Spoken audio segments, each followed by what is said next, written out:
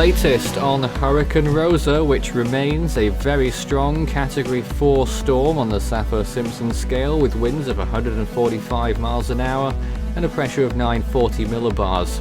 At 6 a.m. Pacific Daylight Time, it was at 17 north, 117.4 degrees west.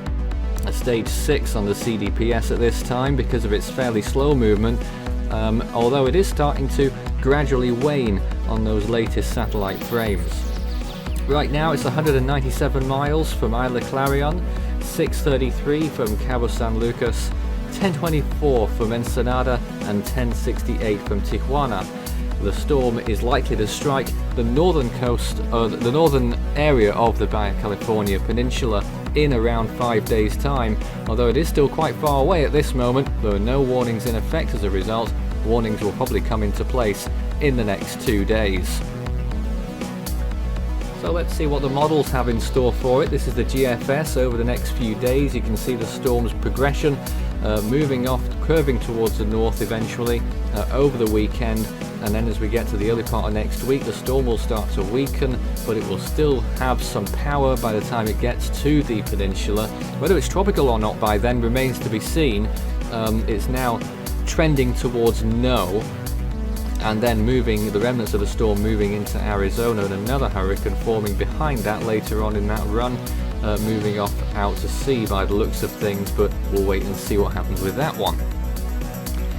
Sea surface temperatures are fairly warm right now, but they're going to drop off a cliff over the next few days, and that's really going to be a detriment to Rosa. It will be the main factor in the storm's weakening as we get to the end of the weekend into early next week.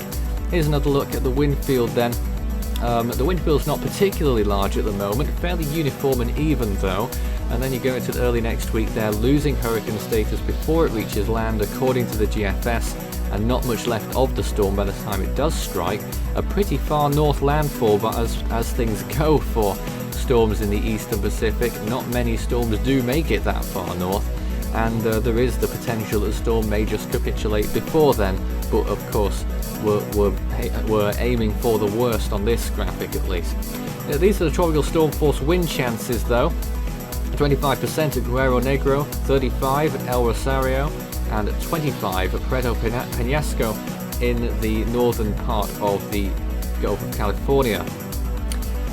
These are the intensity models. You can see there pretty much all of them saying that the storm has peaked, although one or two maybe suggesting that it's still yet to come.